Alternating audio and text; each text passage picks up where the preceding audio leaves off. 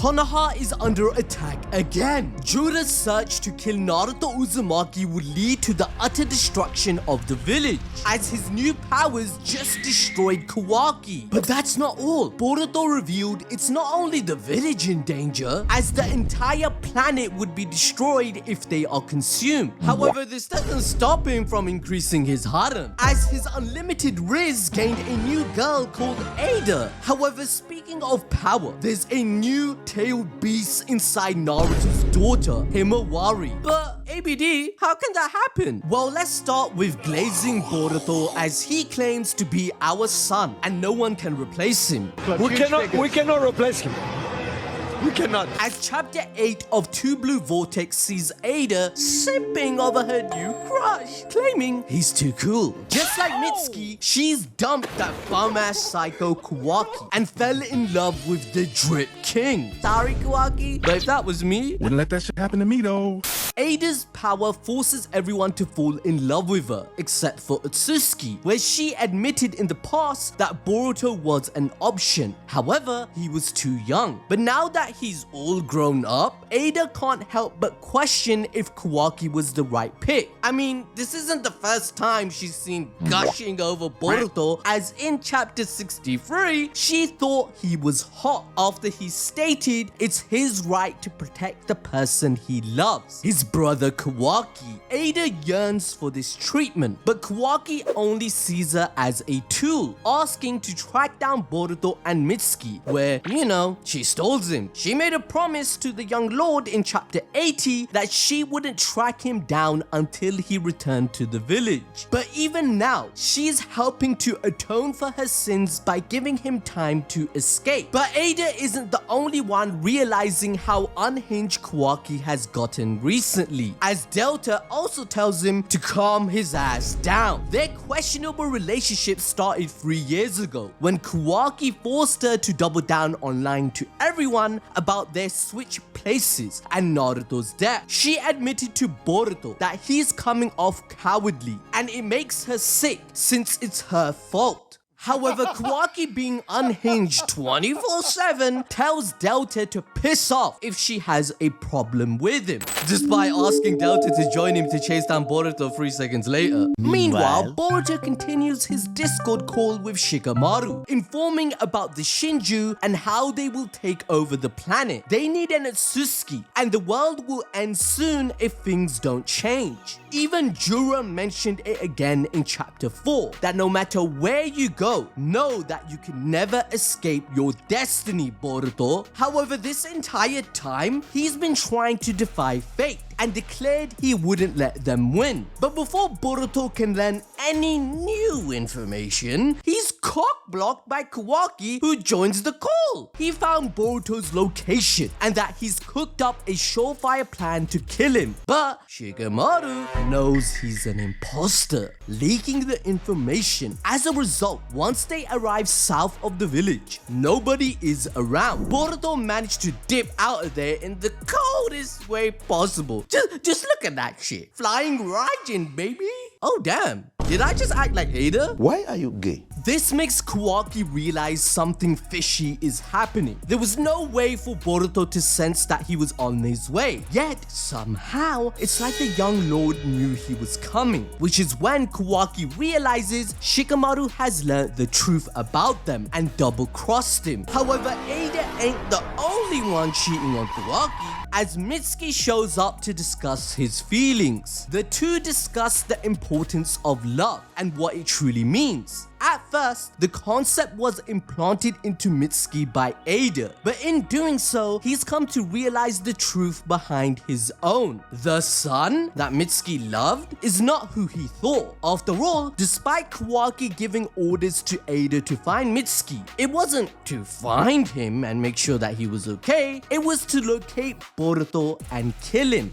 Thus, after Boruto's talk no jutsu, he's realized Kawaki is a dickhead. But there's no point in wasting time thinking about that, as these feelings don't matter, or at least that's how the old Mitsuki would have felt. Remember, in chapter 69, he mentioned to Sarada how he didn't understand human emotions. It wasn't until he had his emotions played with that he realized he was more human than he first thought. Boruto helped Mitsuki see the light, and he's now opening Ada's eyes too, as Mitsuki asks why she even loves Kawaki in the first place. Because, let's be honest, he's crazy, he's rude, he dresses bad, he framed his brother, ain't even the strongest, and he probably stinks as well. So just like Mitsuki, Ada doesn't actually know why she loves Kawaki. She can tell herself that it's real, but Mitsuki knows better than anyone when someone is in denial, because he and Ada are the same,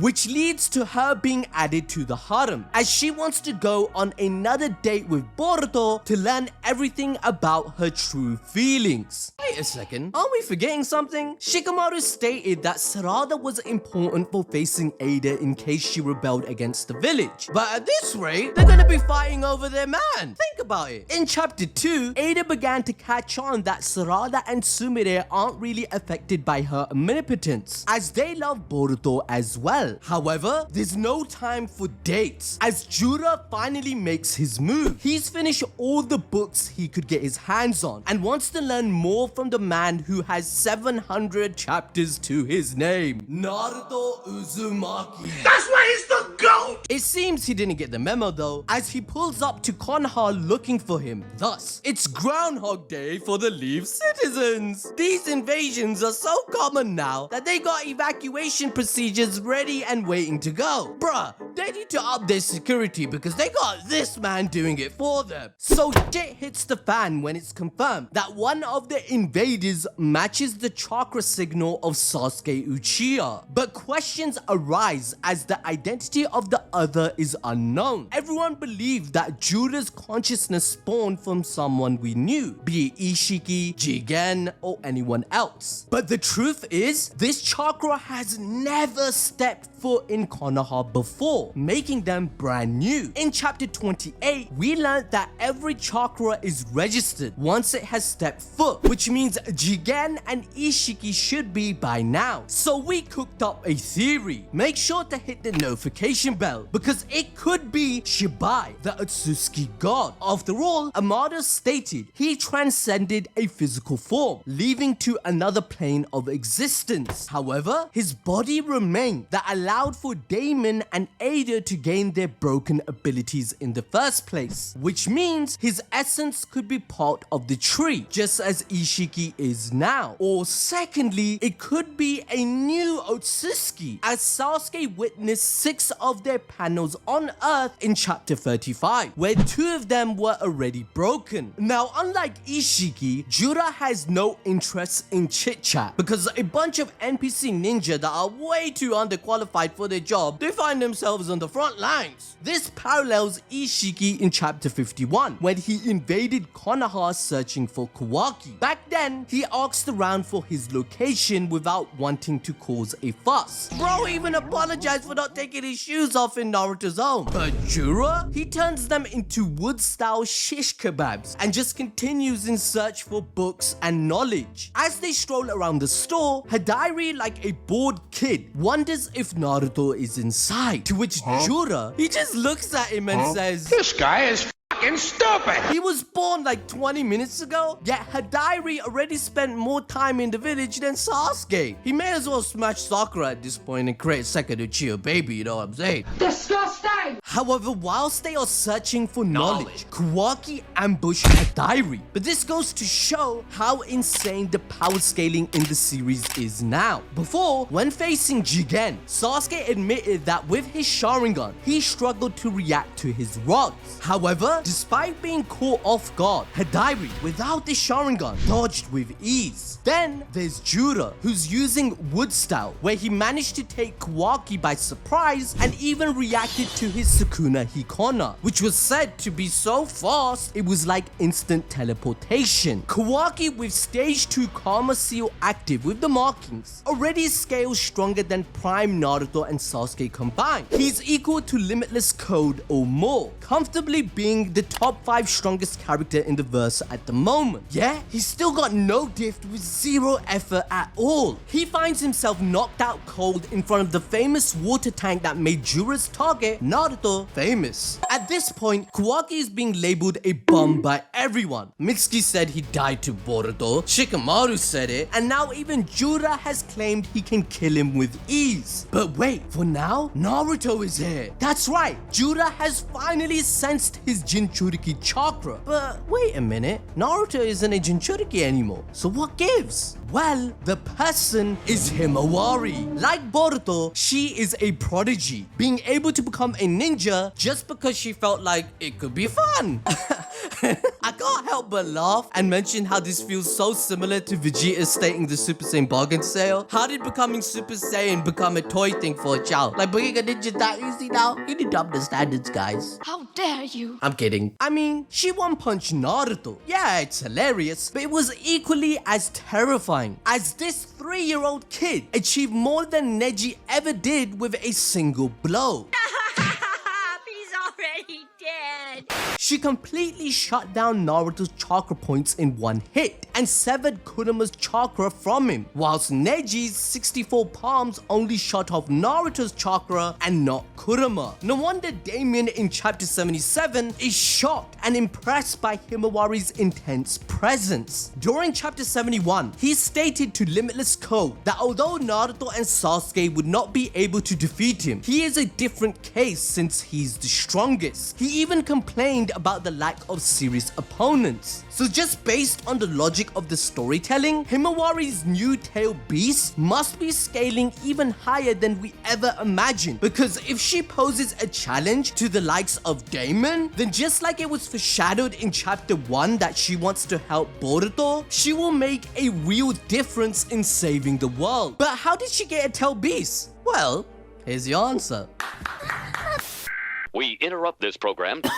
Naruto and Hinata's genetics, along with the gifted chakra from Kaguya's sons, would mean she's close to Otsutsuki just like her brother. The chakra fruit Kaguya consumed was more potent than others in the universe, taking in all power and genetic material of the planet, changing her DNA, which is why her children were born not only with a portion of her power, but her chakra as well. Kaguya adopted human attributes like being able to love, even seeing Naruto and Sasuke as her own children, which made her cry. So with Naruto having fragments of each tail beast inside him, it's due to Himawari's similarity to Otsutsuki, she took on some of the Biju DNA. This defies what Momoshiki stated, that he pities Naruto for not having a method of passing on his power, just like the Otsutsuki through the Karma Seal, as chakra has a special property of connecting everyone, and through Naruto's love for Himawari, she has inherited something special. This even allows her to still know her father is alive. Now, as one of our followers on X, Patrick, pointed out, the Shinju perfectly link into Minato's one-shot Kishimoto released before 2 Blue Vortex. The Shinju desire to hunt down and kill the ones closest to them, hence why Hidari wants Sarada and Mitsuri is after Konohamaru. The manga explained each individual is a spiral of life, and only when someone finds love and happiness, they create a helix. As you can see, a helix shape is the same as DNA. This is what the 10 tails instinctual desire is to consume. Genetic DNA of a planet after consuming an Otsutsuki. Us as humans on the other hand, we all desire love. Sarada unlocked her manga cure with it, Ada rewrote reality because of it, Kawaki turned unhinged. The Shinju are setting out to eliminate that emotion by killing the root cause of it. And did you know Kishimoto planned to make Boruto a Jinchuriki? Confirmed through this concept art he made? Everything here became canon, but not Jinchuriki Boruto. The reason for this is the Byakugan. Kishimoto admitted that he forgot to give it to him.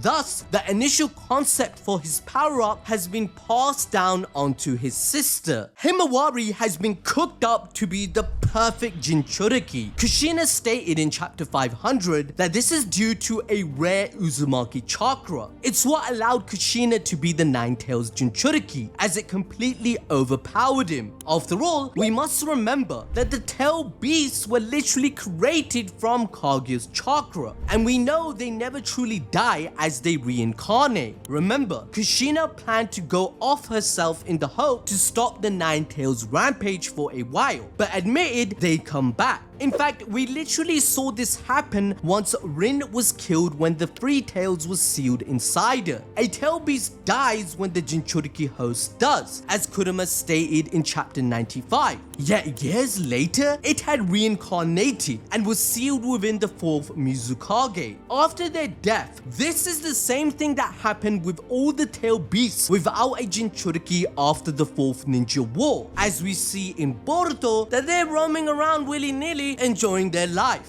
However, Himawari has always had a special bond with them. The anime showed us that her Byakugan even saved Shukaku from being thrown in the trash to die. He couldn't believe a human as kind as her existed, which parallels Naruto's journey of tackling all the hatred within the beasts as they mistrusted humans. However, learning the names and creating a loving bond changed everything. This was all thanks to Ninshu, which leads me to believe that Himawari's new beast has been maturing as she grows up. Now, to enjoy more peak fiction, Beast Gohan vs Goku has just concluded. Find out what happened here.